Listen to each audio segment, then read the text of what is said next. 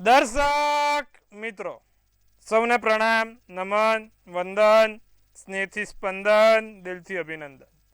સૌ દર્શક મિત્રોનું ભાવભર્યું હાર્દિક ભર્યું સ્વાગત છે આપના ખાસ કાર્યક્રમ, લોકપ્રિય કાર્યક્રમ, લોક લાડીલા કાર્યક્રમ કાલનો દિવસ કેવોમાં. ફરી એકવાર દિલથી વંદન મિત્રો, સૌને ખૂબ શુભેચ્છા. આપણો આ કાર્યક્રમ છે જેમાં આપણે રોજનું પંચાંગ, દિન વિશેષ, દિવસ રાતના ચોઘડિયા, 12 રાશિનું રાશિ ભવિષ્ય જણાવીએ છીએ. સાથે આપણે આ કાર્યક્રમમાં આપણા શાસ્ત્રને લગતી સુંદર મજાની વાતો પણ કરીએ છીએ કે જ્યોતિષ શાસ્ત્ર કેવું સચોટ અને કેટલું સાચું છે. કુંડલીમાં કેવા ગ્રહો કેવી રીતે બેઠા હોય તો એ મનુષ્ય ઉપર અસર કરે, જાહેર જીવન ઉપર અસર કરે. તો શાસ્ત્રને ઉજાગર કરતો આપણો આ કાર્યક્રમ છે. સુંદર મજાનો કાલનો દિવસ કેવો. હવે આ કાર્યક્રમમાં પહેલાં તો આપણે પંચાંગની વાત કરીએ, ત્યારબાદ દિન વિશેષની વાત કરીશું અને ત્યારબાદ દિવસ રાતના ચોઘડિયાની વાત કરીશું. શું કહી રહ્યું છે કાલનું પંચાંગ? પંચાંગ 5 અંગ, શાસ્ત્રને લગતા 5 અંગની વાત કરીએ. પ્રથમ તારીખ 17/8/2026 ને કાલે વાર સોમવાર છે. તિથિ વિક્રમ સંવત 2082, શ્રાવણ સુદ પાંચમ છે. પ્રથમ દિવસ શ્રાવણ માસનો છે અને કન્યા રાશિમાં ચંદ્ર છે. પઠણ મૂળાક્ષર છે, ચિત્રા નક્ષત્ર છે, શુભ યોગ છે અને બાલવકરણ છે. હવે કાલે દેખો પંચક કે વિછોડો નથી. તમે જોશો તો કાલે નથી ચંદ્ર વૃશ્ચિકનો, નથી ચંદ્ર કુંભનો કે મીનનો. જ્યારે ચંદ્ર વૃશ્ચિકનો, કુંભનો કે મીનનો હોય તો વિછોડો અને પંચક આવે. એટલે કાલે તમે સમજો કે વિછોડો કે પંચક નથી. સૂર્ય પોતે કર્ક રાશિમાંથી હવે ધીમે ધીમે સિંહ રાશિમાં ભ્રમણ કરશે. હવે સૂર્ય અત્યારે કર્કમાં છે, ચંદ્ર કન્યા રાશિમાં. 6:16 કલાકનો સૂર્યોદય, સૂર્યાસ્ત સાંજે 7:10 કલાકનો છે. 10:30 ચંદ્રોદય, 10:02 ચંદ્રાસ્ત છે. 12:19 1:10 અભિજીત મુહૂર્ત છે. રાહુકાળ 7:53 9:23 છે. કાલે 7:53 9:29 રાહુકાળ, ખાસ ધ્યાન રાખવાનું. અભિજીત મુહૂર્તનો સમય 12:19 1:10 રહેશે. રાહુકાળમાં બને ત્યાં સુધી કોઈ શુભ કામ, સારા કામ ના થાય, નવા કાર્યોની શરૂઆત ના થાય, તેનું ખાસ ધ્યાન રાખજો, વિશેષ ધ્યાન રાખજો.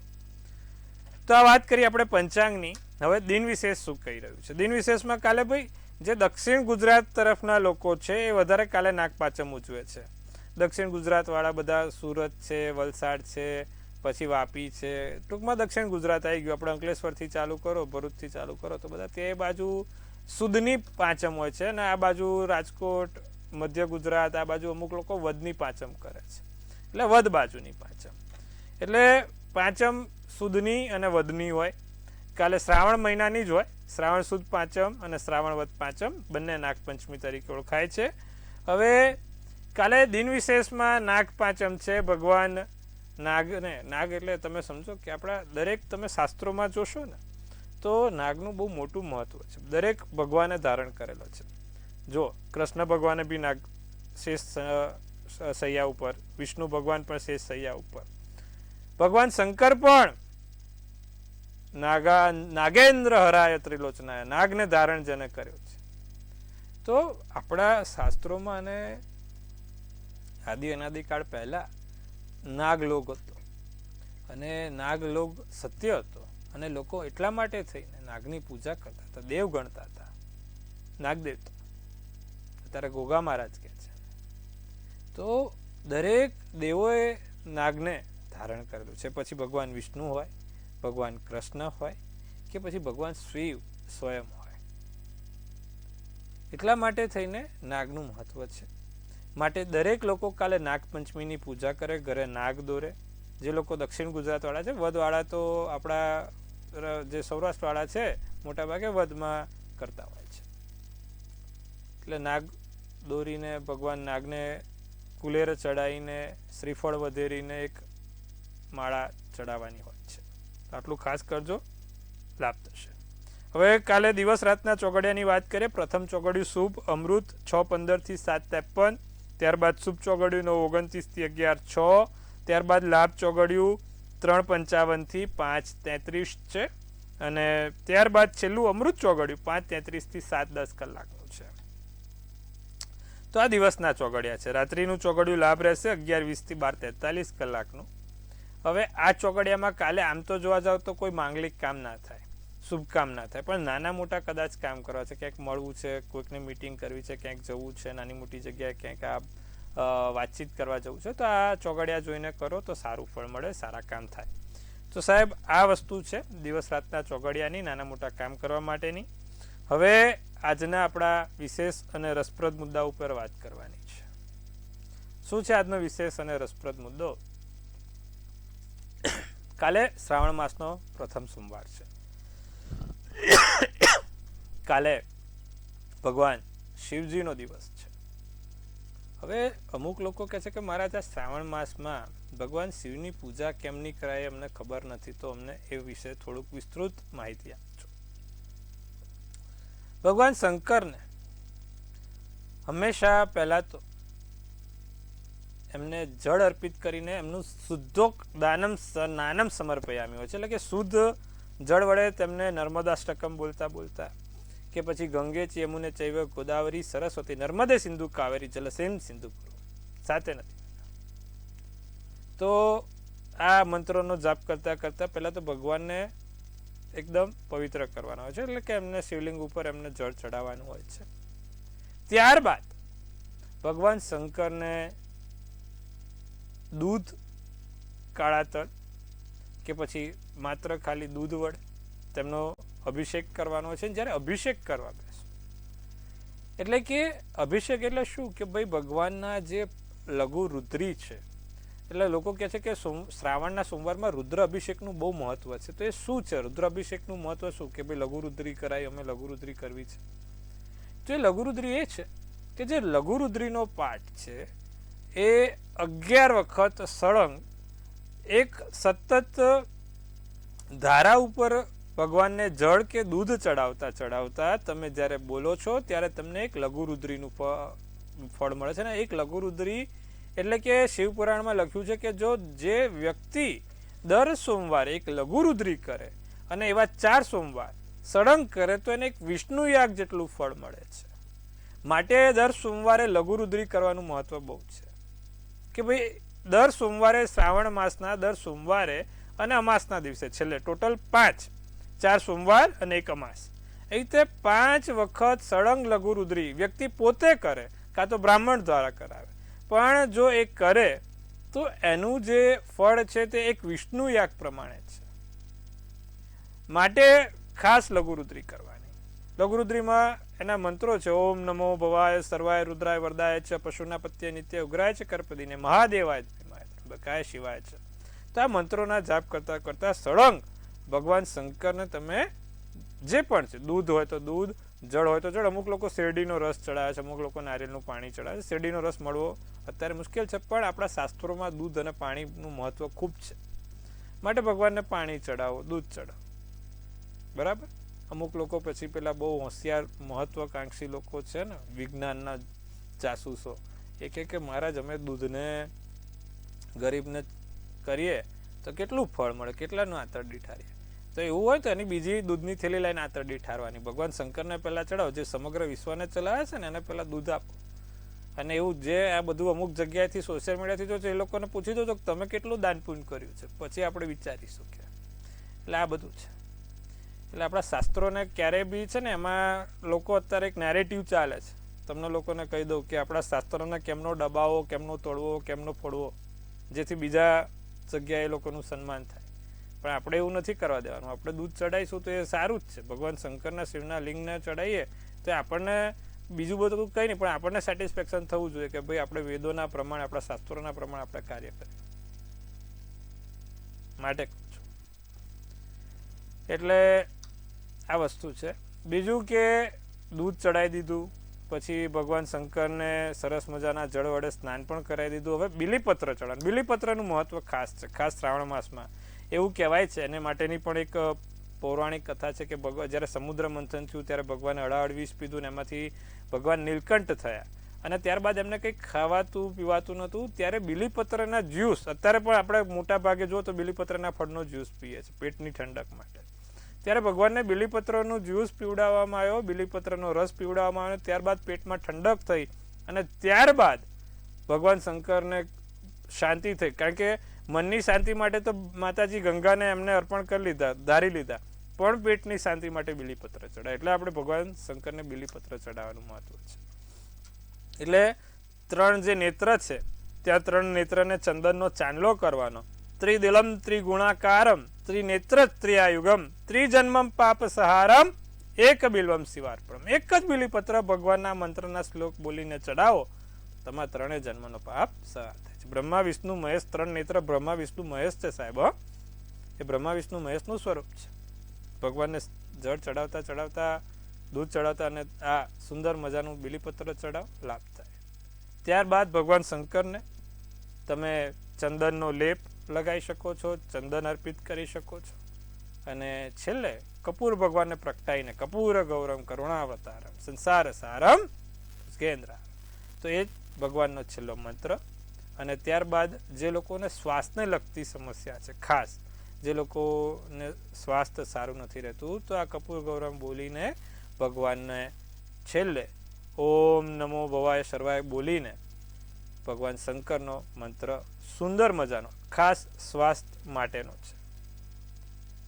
ઓમ જૂમ સહ ઓમ ભૂર્ભુવ ઓમ ત્રંબકમ યજામહે સુગંધિમ પુષ્ટિવર્ધનમ ઉર્વારુકમિવ બંધનાત મૃત્યોર્મુક્ષ્યમામૃતાત. પણ આવી રીતે આખો બીજ મંત્ર થયો. ફરી એકવાર ઓમ જૂમ સહ ઓમ ભૂર્ભુવ ઓમ ત્રંબકમ યજામહે સુગંધિમ પુષ્ટિવર્ધનમ ઉર્વારુકમિવ બંધનાત મૃત્યોર્મુક્ષ્યમામૃતાત.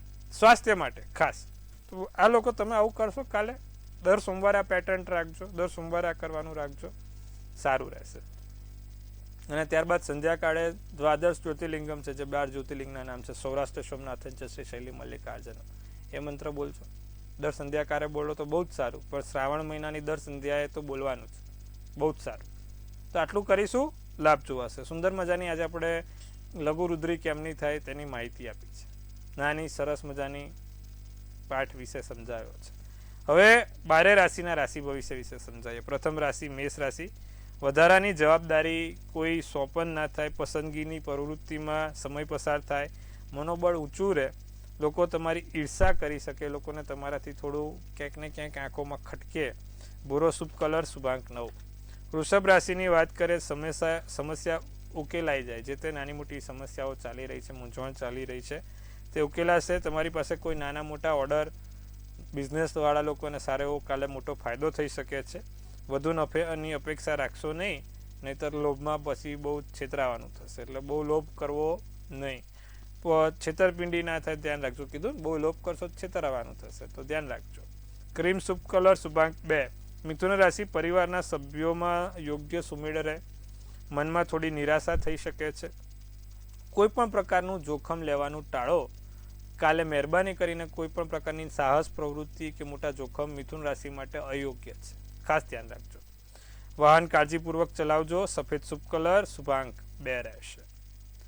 બાકીની રાશિની વાત કરીએ, કર્ક, સિંહ અને કન્યા. સ્વાસ્થ્યમાં સુધારો જોવા મળે, બાળકોની સફળતા સંતોષ આપે, બાળકોથી સારા પરિણામની આશા રાખી શકો. કૌટુંબિક કાર્યક્રમ માટે આ યોજના બને, ઘરમાં સુમેળવાળો વાતાવરણ રહે.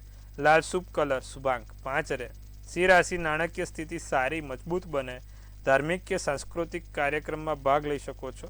જે જૂના મતભેદો છે તેનો અંત આવશે, સંબંધોમાં મીઠાશ આવશે. મરૂન શુભ કલર શુભાંક 7 રહેશે.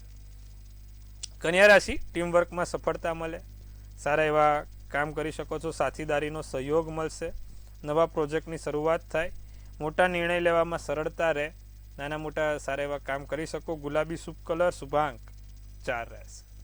તો મિત્રો, આ વાત કરી આપણે મેષથી કન્યાની. બાકીની રાશિની વાત કરીશું, પણ એ પહેલાં આપણા ડિયર મિત્રો સાથે ફોન કોલ સાથે સંપર્ક કરીશું, તેમની પ્રશ્નની વાચા આપીશું અને મૂંઝવણ દૂર કરીશું. પ્રથમ કોલરને જોડીશું. હેલો. હેલો. હાજી બોલો. હેલો. હા હા બોલો. હેલો. પ્રભુ બોલો. હા, ધંધુકાથી બોલું છું. મારા બાબા વિશે પૂછવાનું છે. બાબાની જન્મ તારીખ 14/12/95. 14/12/95. સમય સવારે 10:30. જન્મનું સ્થળ ધંધુકા. જી. બાબાના લગ્ન વિશે પૂછવાનું છે. ના, લગ્નની વાત આવી અટકી જાય છે, તો શું કારણે અને કઈ દિશામાં અને કઈ ત્યારે લેવાનું છે? જો સિંહ રાશિનો ચંદ્ર મકર લગ્ન ગુરુવારનો દિવસ સાતમની તિથિ પ્રીતિ યોગ છે.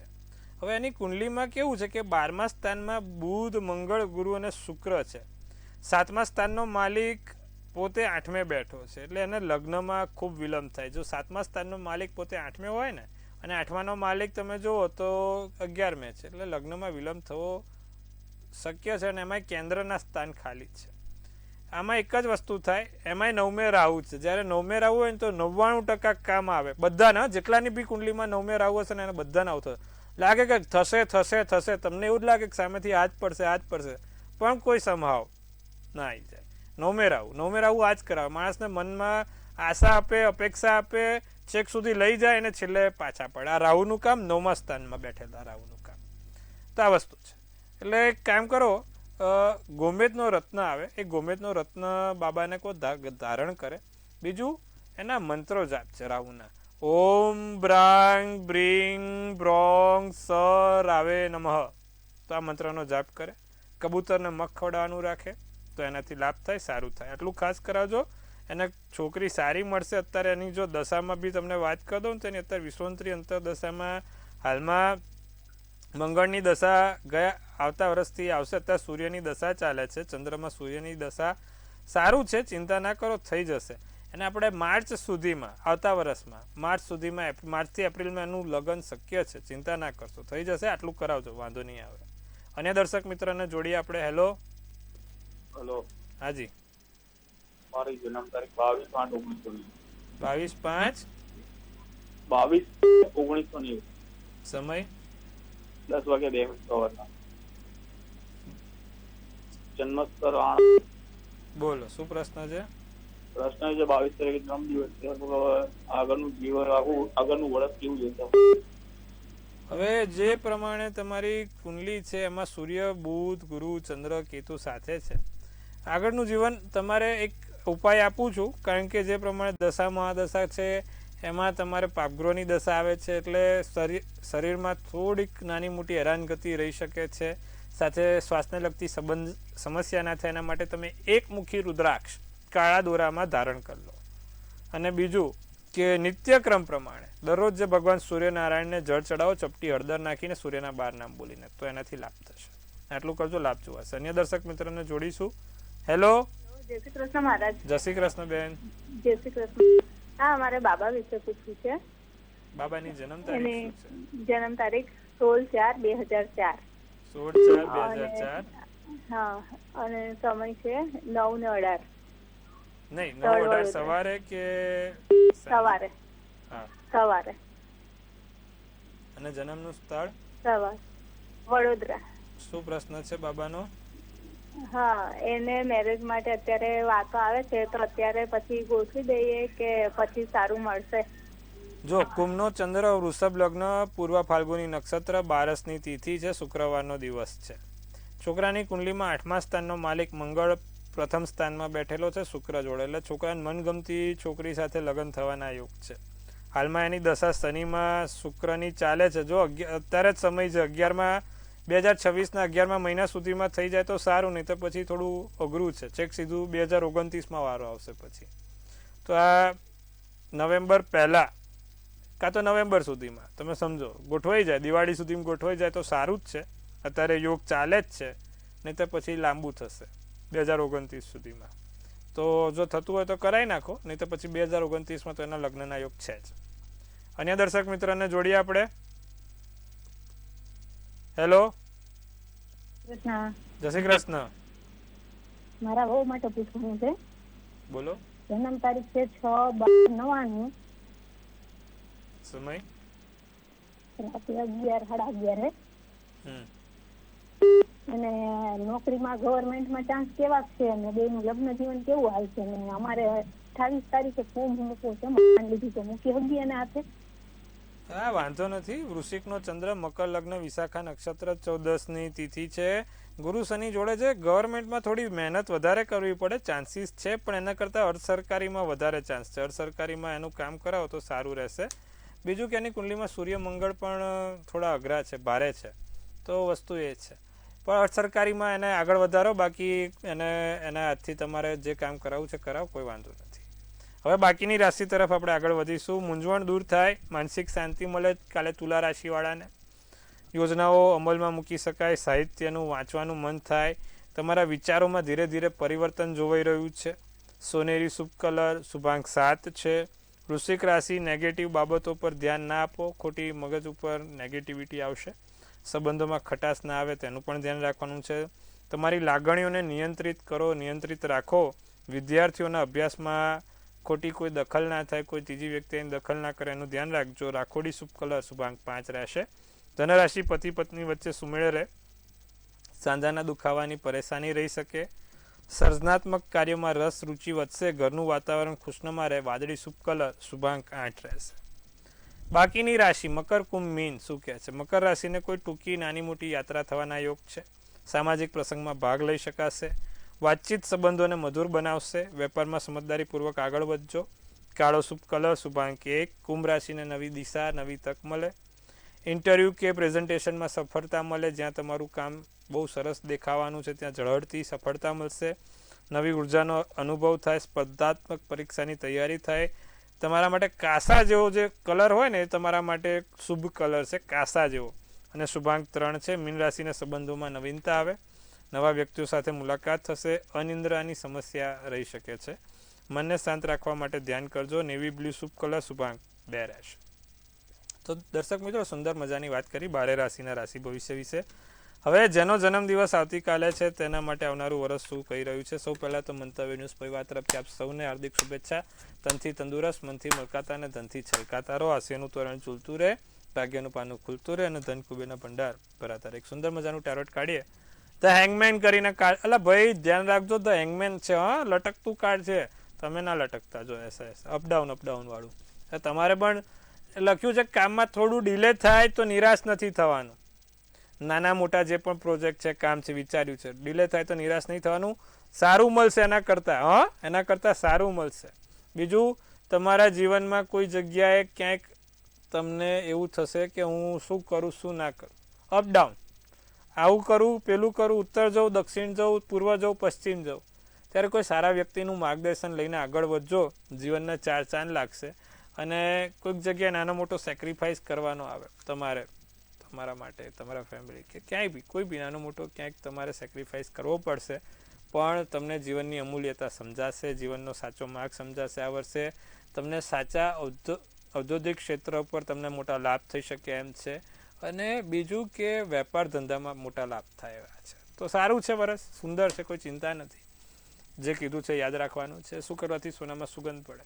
જેનો પણ કાલે જન્મદિવસ છે, દર સોમવારે ઓમ નમઃ શિવાયની એક માળા બોલે. સાથે દર સોમવારે ભગવાન શંકરને દૂધ અને સફેદ ફૂલ ચડાવવાનું રાખે, સારું રહેશે. તો પ્રભુ, સુંદર મજાની આજે વાત કરી. આશા રાખું છું તમને આપણી સાથેનો સત્સંગ ગમ્યો હશે. જો તમને ગમતો હોય ને આપણો સત્સંગ, તો નીચે યુટ્યુબ પર કોમેન્ટમાં લખો કે મારા જ મજા આવે છે.